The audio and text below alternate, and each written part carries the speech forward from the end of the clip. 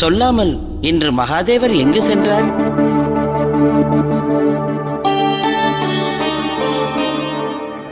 நந்தி, உமக்கு தெரியாமல் இருக்குமா? நீ மகாதேவருக்கு உற்ற துணை ஆயிற்றே. மகாதேவர் யோக நிலையில் அமர்ந்திருக்கிறார்.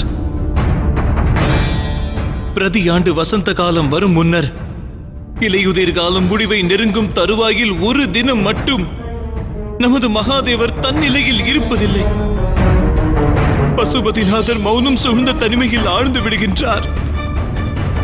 பிரதி ஆண்டு இதே தினத்தில் தனது சிந்தனை எனும் சாகரத்தில் சங்கடத்தில் சிக்கித் தவிக்கும் ஈசன் உள்ளத்தை தேற்றும் நோக்கத்தில் மௌன நிலையில் சரணடைகிறார். காரணம் என்ன நந்தி? இதை அவரிடம் வினவ எனக்கு துணிவிழவில்லை. எனினும் பலமான காரணம் இருக்க வேண்டும்.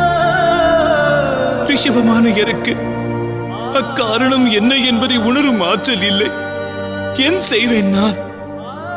எனதருமை சுவாமியின் சிந்தனையை வருத்தும் சங்கடம் அறியாமல் தவிக்கிறேன். எங்கனும் அவருக்கு என்னால் ஆறுதல் அளிக்க முடியும் என்று அறியேன். நாராயண நாராயண நாராயண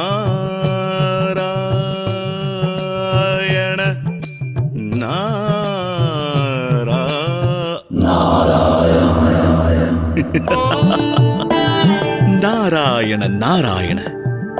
இயற்கை என் ராகத்தின் தவறை சுட்டிக்காட்டுகிறது. எனக்கே இந்நிலை ஏற்படுமாயின் மற்றவர் நிலை என்ன?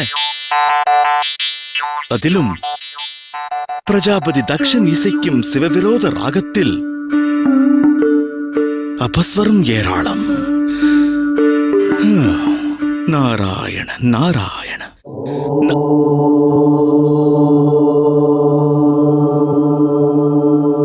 என் புதல்வன் சந்திரனுக்கு சிக்கல் ஏதும் நேராதே? மகாதேவரை பூஜியுங்கள். அவர் மீது நம்பிக்கை கொள்ளுங்கள். நம்பிக்கை பூரணமாக உள்ளது.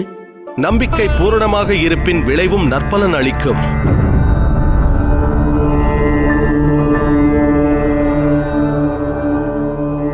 வந்தனம் மகரிஷி. வந்தனம்.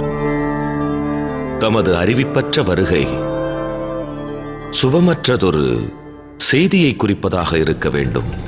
இல்லாவிடில் சர்வ மங்களமான செய்தியை. உண்மைதான். பிரஜாபதியின் மகா சபையுடன் ஈசனை இணைக்கும் செய்தி. மகாசபையில் துர்ச்சம்பவம் ஏதும் நிகழ்ந்ததா? தக்ஷன் மகா சபையாலோசனை அழைத்த கணத்தில் முக்கிய முடிவொன்று ஏதேனும் எடுக்கப்பட வாய்ப்பு அதிகம் உள்ளதை நான் உணர்ந்தேன். அதற்கு ஈசனுடன் தொடர்பும் இருக்கலாம் என சந்தேகித்தேன்.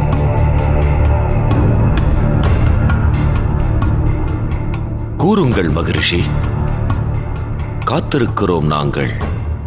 அது எங்களுக்கு அதிர்ச்சியை தராது, ஆனால் ஆச்சரியம் தரலாம்.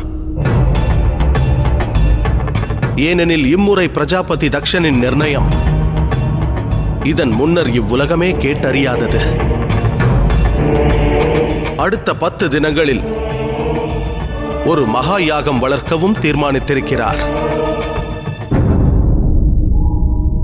அந்த மகா யாகத்திற்கு மகாதேவருக்கும் அழைப்பு விடுக்க தீர்மானித்திருக்கிறார்.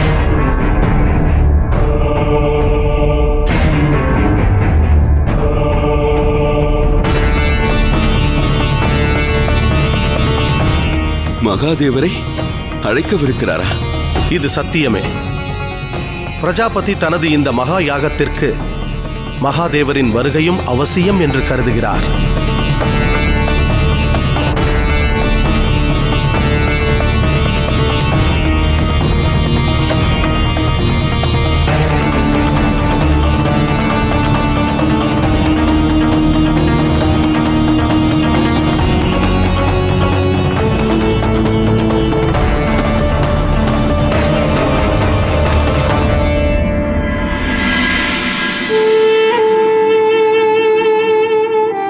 பிரஜாபதியின் யாகத்திற்கான அழைப்பினை மகாதேவர் வசம் சமர்ப்பிக்கிறேன்.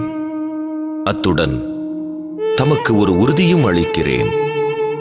அம்மகா யாகத்தில் மகாதேவர் அவசியம் பங்கேற்பார்.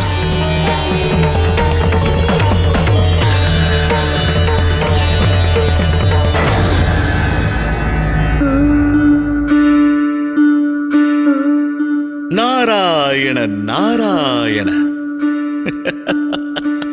என்ன ஒரு ஆச்சரியம்! கைலாயத்தில் வெறுமை நிலவுகிறது. மிக வினோதம், அதிவிசித்திரம். நந்தி, நந்தி, நீ எங்குள்ளாய்?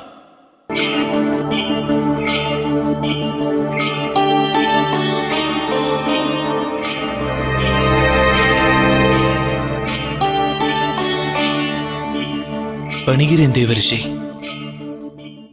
சேதி என்ன நந்தி? உன் வதனம் வதங்கியிருக்க காரணம் இங்கேதும் அமங்கலம் நிகழ்ந்ததா? தாம் ஏதும் தெரியாதார் போல் கேட்பது ஏன் தேவரிஷி? முற்றும் தெரிந்தவர் திரிகால ஞானி ஆயிற்றே.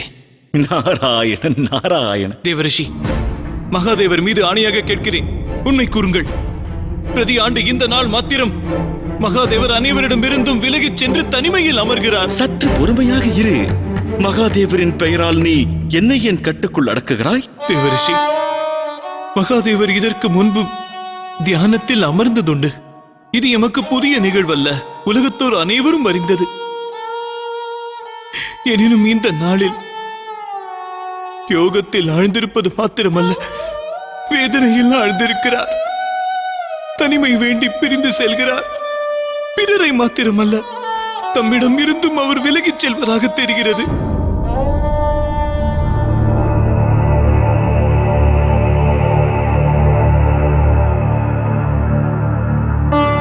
நீ என்ன எண்ணினாய் நந்தி? நான் கைலாயம் வருவது எனது பொழுதை போக்குவதற்காகவா? இல்லை நந்தி. மகாதேவரின் இந்த வைராக்கியம் அநேகம் கடந்த கால தாக்கங்களின் பலன். நீ கூறியது சத்தியமே நந்தி.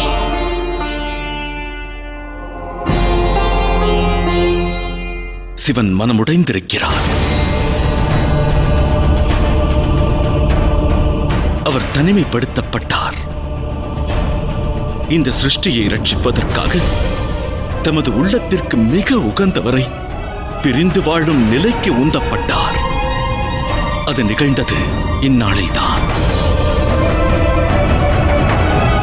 இந்த அமங்கல நாளில்தான். சிவபெருமான் உடைந்து சிதறிய தனது உள்ளத்தின் பகுதிகளை ஒருங்கிணைத்து